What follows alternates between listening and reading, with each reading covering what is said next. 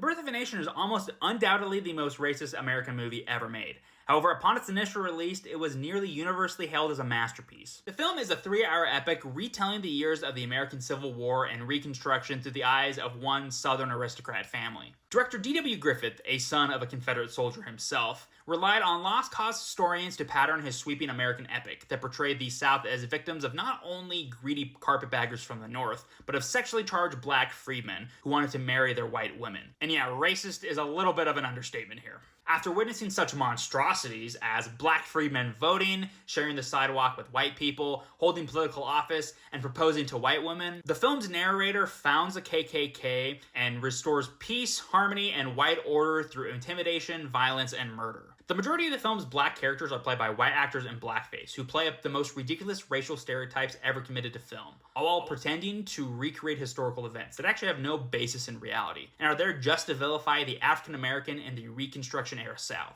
Outside of calls and protests to ban the film in various cities throughout the United States, Griffith's epic was hailed as a masterpiece by audiences and critics alike. It was by no means the first feature film, but it was one of the very first blockbusters in the modern sense of the term. A film that swept through the public culture and even touched those that weren't typical moviegoers. D.W. Griffith, already recognized as the best director working in the business, wowed audiences with The Birth of a Nation's large-scale recreations of action-packed Civil War battle scenes like no other film had done before.